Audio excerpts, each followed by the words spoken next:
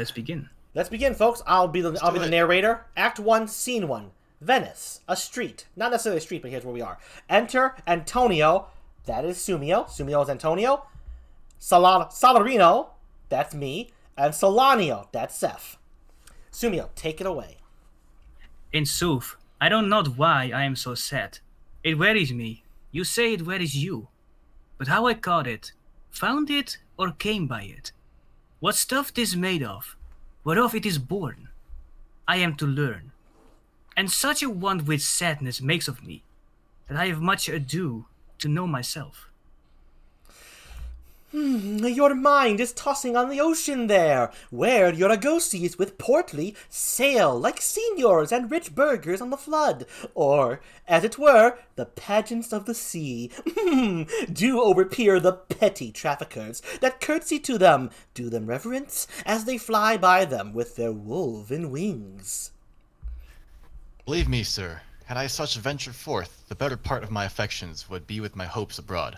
I should be still plucking the grass, to know where sits the wind, peering in maps for ports and piers and roads, and every object that might make me fear misfortune to my ventures, out of doubt, would make me sad. My wind, cooling my broth, would blow me to an ague, when I thought what harm a wind too great might do at sea. I should not see the sandy hourglass run, but I should think of shallows and of flats, and see my wealthy Andrew docked in sand, veiling her high top lower than her ribs to kiss her burial. Should I go to church and see the holy edifice of stone, and not bethink me straight of dangerous rocks, which, touching but my gentle vessel's side, would scatter all her spices on the stream, and robe the roaring waters with my silks, and, in a word, but even now worth this, and now worth nothing? Shall I have the thought to think on this, and shall I lack the thought that such a thing bechanced would make me sad? But tell me not, I know Antonio is sad to think upon his merchandise. Believe me, no, I take my fortune for it. My ventures are not in one bottom trusted, nor to one place, nor is my whole estate upon the fortune of this present year. Therefore my merchandise makes me not sad. Why, then you are in love! Fie. Not in love neither. Then let us say you are sad because you are not merry. And 'twere as easy for you to laugh and leap and say you are merry because you are not sad. Bastardo. Now, by two-headed Janus, nature hath framed strange fellows in her time, some that will evermore peep through their eyes and laugh like parrots at a bagpiper, and other of such vinegar aspect that they'll not show their teeth in way of smile, though Nestor swear the jest be laughable. Enter Bassanio, Lorenzo, and Graciano. Here comes Bassanio, your most noble kinsman, Gratiano and Lorenzo. Fare you well. We leave you now with better company. I would have stayed till I made you merry, if worthier friends had not prevented me. Your worth is very dear in my regard. I take it your own personal business calls on you, and you embrace the occasion to depart. Good morrow, my good lords. This is now, Cepheus is Bassanio, Sumio is Lorenzo, and I am Graciano. Okay, now let me start again. Salarino says to Bassiano, good morning, my good lords. Good signors both, when shall you laugh? Say, when? You grow exceeding strange. Must it be so? We'll make our leisures to attend on yours.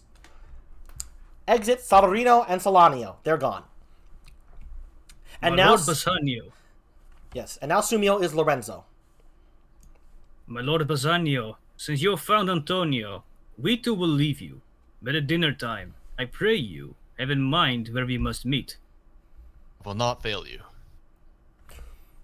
You look not well, Signor Antonio! I'm Graciano now. You have too much respect upon the world. They lose it that do buy with much care. Believe me, you are marvelously changed. Oh, thank you for the follow, Okami David. Let's get back to it. You are marvelously changed. Sumio is Antonio again. I hold the world, but as the world, Graziano. A stage where every man must play a part. And mine, a sad one. Let me play the fool! With mirth and laughter let old wrinkles come, and let my liver rather heat with wine than my heart cool with mortifying groans. Why should a man whose blood is warm within sit like his grandsire cut in alabaster? Sleep when he wakes, and creep into the jaundice by being peevish? I tell thee what, Antonio. I love thee, and 'tis my love that speaks. There are a sort of men whose visages do cream and mantle like a standing pond, and do a wilful stillness entertain, with purpose to be dressed in an opinion of wisdom, gravity, profound conceit, as who should say, I am Sir Oracle, and when I ope my lips, let no dog bark. Oh, my Antonio, I do know of these that therefore only are reputed wise for saying nothing. When I am very sure if they should speak, would almost damn those ears which hearing them would call their brothers fools. I'll tell thee more of this another time.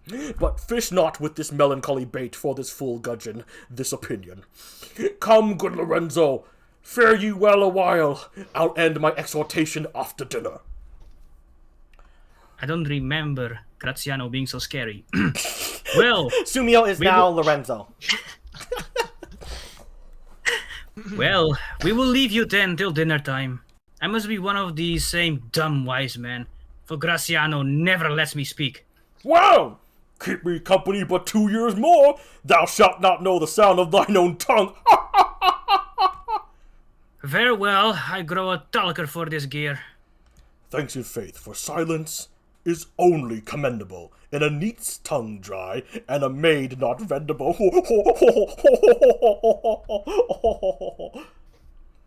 Graziano and Lorenzo exit, and thus all that's left on the pier now is Antonio and Bassanio. Antonio being Sumio, Bassanio being Cepheus. Is that anything now? Gratiano speaks an infinite deal of nothing, more than any man in all Venice. His reasons are as 2 grains of wheat hid in 2 bushels of chaff. You shall seek all day ere you find them, and when you have them, they're not worth the search. Well, tell me now what lady is the same to whom you swore a secret pilgrimage, that you today promised to tell me of. It is not unknown to you, Antonio, how much I have disabled mine estate by something showing a more swelling port than my faint means would grant continuance. Nor do I now make moan to be abridged from such a noble rate. But my chief care is to come fairly off from the great depths, wherein my time something too prodigal hath left me gagged. To you, Antonio, I owe the most, in money and in love. And from your love I have a warranty to unburden all my plots and purposes, how to get clear of all the debts I owe you. I pray you, good Bassiano, let me know it, and if it stand, as you yourself still do, within the eye of honor, be assured my purse, my person, my extremest means lie all unlocked to your occasions. In my school days, when I had lost one shaft, I shot his fellow of the self-same flight, the self-same way with more advised wash, to find the other forth, and by adventuring both, I oft found both. I urge this childhood proof, because what follows is pure innocence. I owe you much, and, like a willful youth, that which I owe is lost, but, if you please, to shoot another arrow that self-way, which you did shoot the first, I do not doubt, as I will watch the aim, or to find both, or bring your latter hazard back again, and thankfully rest debtor for the first. You know me well, and herein spent but time to wind about my love with circumstance. Out of doubt, you do me now more wrong in making question of my uttermost, than if you had made waste of all I have. Then do but say to me what I should do, that in your knowledge may by me be done, and I am pressed unto it. Therefore, Bassiano, speak. In Belmont is a lady richly left, and she's fair, and fairer than that word, of wondrous virtues. Sometimes from her eyes I did receive fair speechless messages. Her name is Portia, nothing undervalued to Cato's daughter, Brutus's Portia, nor is the wide world ignorant of her worth. For the four winds blow in from every coast, renowned suitors, and her sunny locks hang on her temples like a golden fleece, which makes her seat of Belmont's cultural stand, and many Jasons come in quest of her. Oh, my Antonio, had I but the means to hold a rival place with one of them! I have a mind presages me such thrift, and that I should questionless be fortunate. Thou knowest that all my fortunes are at sea. Neither have I money nor commodity to raise a present sum. Therefore go forth. Try what my credit can in Venice do. That shall be wrecked, even to the most uttermost, to furnish thee to Belmont, to fair Portia. Go, presently inquire, and so will I, where money is, and I no question make, to have it of my trust or for my sake. End of scene 1. We are now moving on to scene 2. Sumio is the mighty Portia, and Ceph is the gentlewoman, is her waiting woman, Nerissa. They are in a room in Portia's house. Remember, Sumio is Portia, the one Bassanio is in love with, and Ceph is Nerissa, the one that eventually Graciano becomes in love with. Okay, Sumio, take it away, Portia. By my troth, Nerissa, my little body is aweary of this great world. You would be, sweet madam, if your miseries were in the same abundance as your good. And yet, for aught I see, they are sick that surfeit with too much as they starve with nothing. It is no means happiness, therefore, to be seated in the mean. Superfluity comes sooner by white hairs, but competency lives longer. Good sentences and well pronounced. They would be better if well followed. If to do were as easy as to know what were good to do, chapels had been churches, and poor men's cottages princes' palaces. It is a good divine that follows his own instructions. I can easier teach 20 what were good to be done, than be one of the 20 to follow mine own teaching. The brain may devise laws for the blood, but a hot temper leads over a cold degree. Such a hair is madness to the youth, to skip o'er the meshes of good counsel, the cripple. But this reasoning is not in the fashion to choose me a husband. Oh me, the word choose. I may neither choose whom I would nor refuse whom I dislike. So is the will of a living daughter curbed by the will of a dead father. Is it not hard, Nerissa, that I cannot choose one nor refuse none? Your father was ever virtuous, and holy men at their death have good inspirations.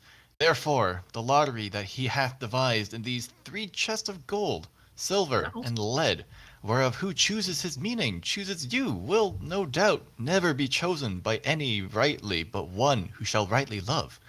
But what warmth is there in your affection towards any of those pricely suitors that are already come?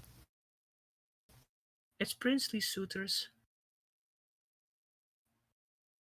I pray thee, overname them, and as thou namest them, I will describe them.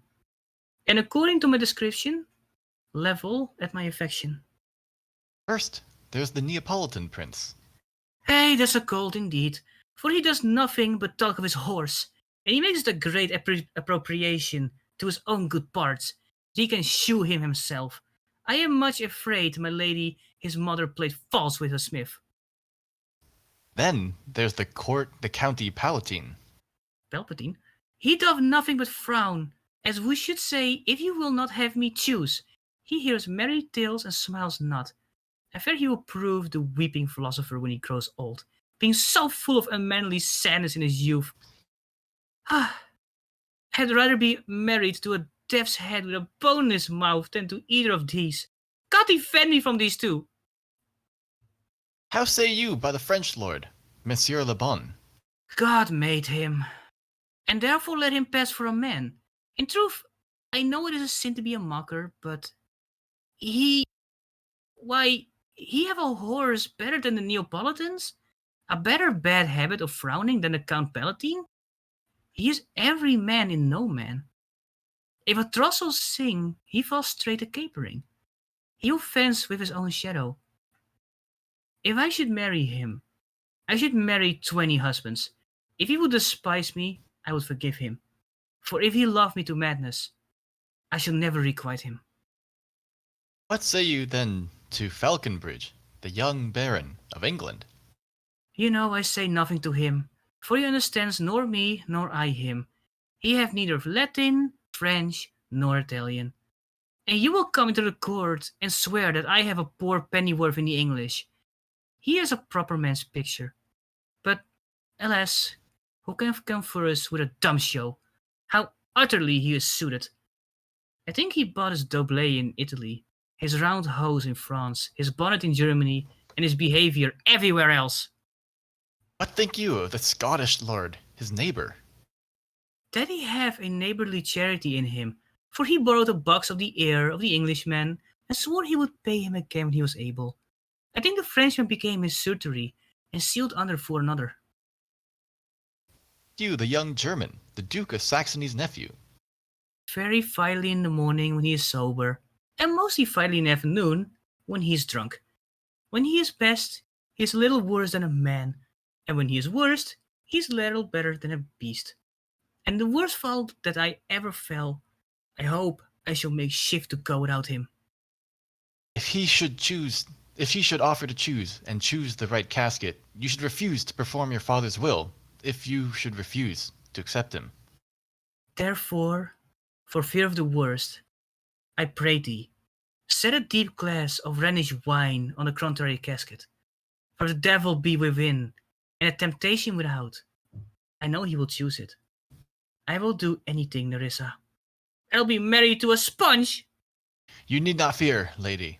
Having any of these lords, they have acquainted me with their determinations, which is, indeed, to return to their home and to trouble you with no more suit, unless you may be won by some other sort than your father's imposition, depending on the caskets. If I live to be as old as Sibylla, I will die a chastity as Diana, unless I be obtained by the manner of my father's will. I am glad this parcel of wooers are so reasonable, for there is not one among them but I dote on his very absence, and I pray God grant him a fair departure. Do you not remember, lady, in your father's time, a Venetian, a scholar and a soldier, that came hither in company of the Marquis of Montferrat? Yes, it was Bassiano, as I think he was so called. True, madam. He, of all the men that ever my foolish eyes looked upon, was the best deserving a fair lady. I remember him well, and I remember him worthy of thy praise. Enter a serving man. Jeep? And Enter the serving man. Enter the serving man. Enter. That's my cue. That's my cue. Enter serving man. Enter serving man. Sorry about that, folks. The serving man is missing. The four strangers you seek for you, madame, to take their leave. And there is a forerunner come from a fifth, the Prince of Morocco, who brings word the prince, his master, will be here tonight. If I could bid the fifth welcome with so good a heart as I bid the other four farewell, I should be glad of his approach. If he have the condition of a saint and the complexion of a devil, I had rather he should shrive me than wife me. Come, Nerissa. Sirrah, go before. Whilst we shut the gates upon another wooer, another knocks at the door. That's the end of scene 2. Moving on to the final scene of our show today. Scene 3. The big one. Yes, you big one. Scene 3. Excuse me, a public place with enter Bassanio with Shylock the Jew. That's what the script says, by the way. It says Shylock the Jew. I'm not. So, once again, Seth is Bassanio, and I am Shylock. Okay, here we go.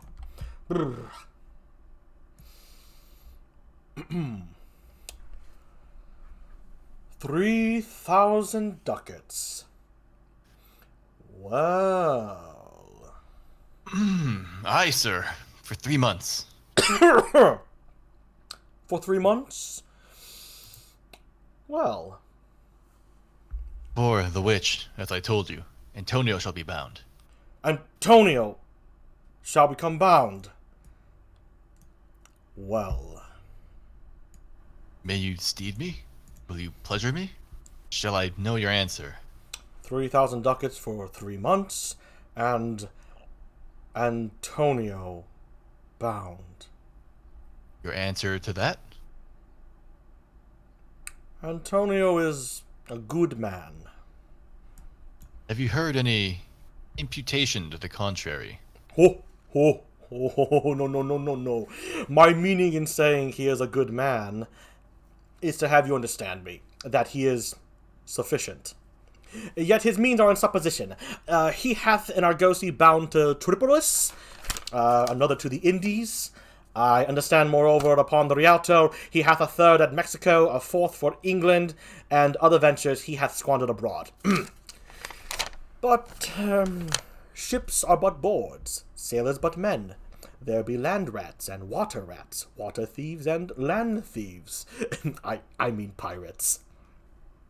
And then there is the peril of waters, winds and rocks. The man is, notwithstanding, sufficient.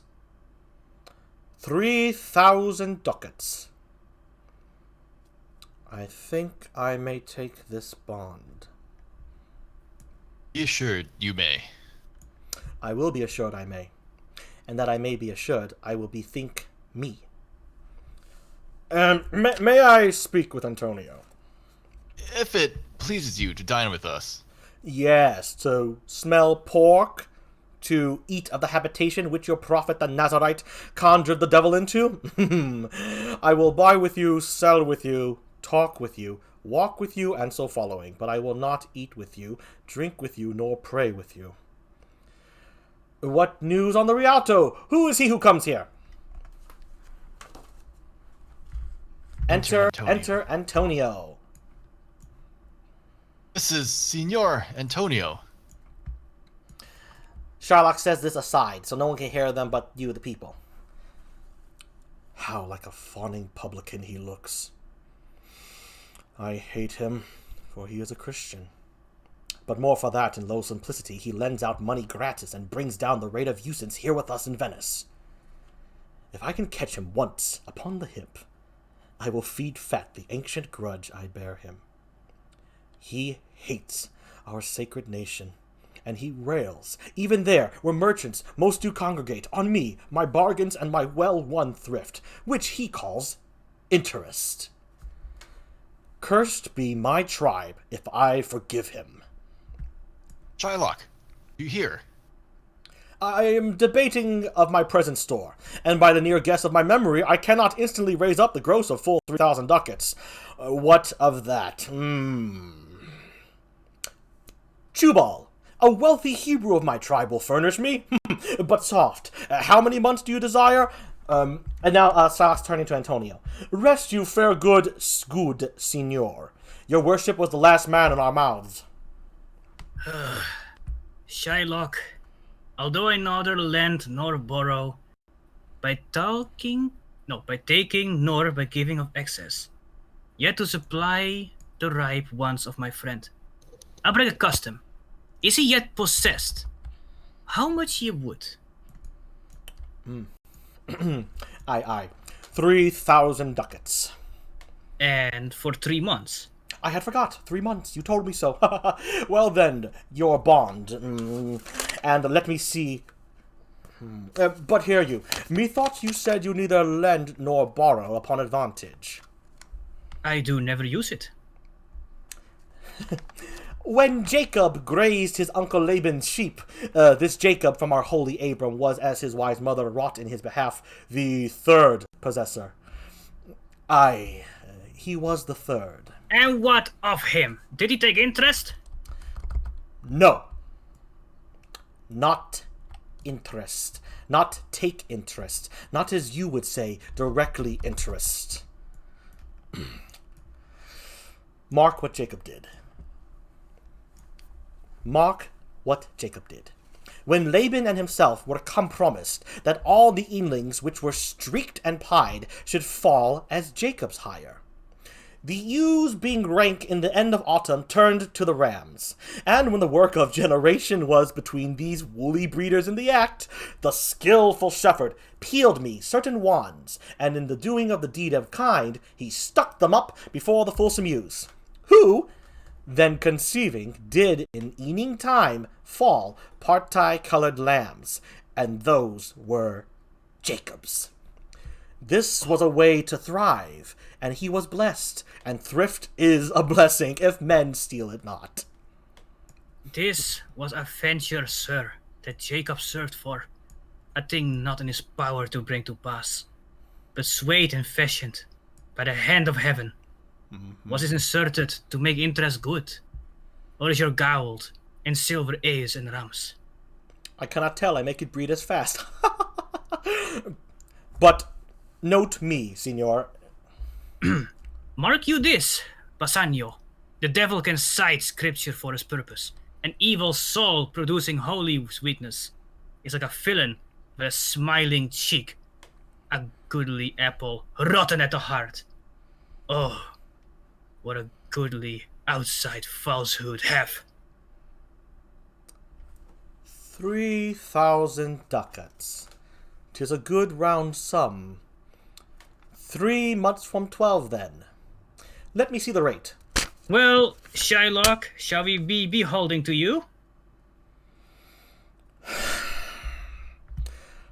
Signor Antonio, many a time and oft in the Rialto you have rated me about my moneys and my usances. Still have I borne it with a patient shrug, for sufferance is the badge of all our tribe. You call me misbeliever, cutthroat dog, and spet upon my Jewish gabardine, and all for use of that which is mine own. Well then, it now appears you need my help. Go to then, you come to me, and you say, Shylock, we would have monies. You say so. You, that did void your room upon my beard, and foot me, as you spur a stranger cur over your threshold. Monies is your suit. What should I say to you? Should I not say, hath a dog money? Is it possible a cur can lend 3,000 ducats? Or shall I bend low, and in a bondsman's key, with bated breath and whispering humbleness, say this: Fair sir, you spat on me last Wednesday last. You spurned me such a day. Another time you called me dog. And for these courtesies, I'll lend you thus much moneys. I am, as I to call thee so again. I spit on thee again, to spurn thee too. If thou wilt lend this money, lend it not as to thy friends. For when did friendship take a breed for barren metal of his friend? But lend it rather to thine enemy. Woo! If he break, thou mayst with better face exact the penalty. Why, look how you storm! I would be friends with you and have your love. Forget the shames that you stain me with. Supply your present wants, and take no doit of usance for my monies. And you'll not hear me? This is a kind offer. This were kindness. This kindness will I show. Go with me to a notary, seal me there your single bond, and in a merry sport, if you repay me not on such a day, in such a price, such sums or sums as are expressed in the condition, let the forfeit be nominated for an equal pound of your fair flesh, to be cut off and taken in what part of your body pleaseth me. Oh. Content, I faith. I'll seal to such a bond and say there is much kindness in the Jew. You shall not seal to such a bond for me. I'll rather dwell in my necessity. Why, fear not, man. I will not forfeit it. Within these 2 months. That's a month before this bond expires. I do expect return of 3 times the value of this bond. Oh, Father Abram, what these Christians are, whose own hard dealings teaches them to suspect the thoughts of others. Pray you, tell me this. If he should break his day, what should I gain by the exaction of the forfeiture? A pound of man's flesh taken from a man is not so estimable, profitable neither, as flesh of muttons, beefs, or goats. I say, to buy his favor, I extend this friendship, if he will take it so. If not, adieu, and for my love, I pray you, wrong me not.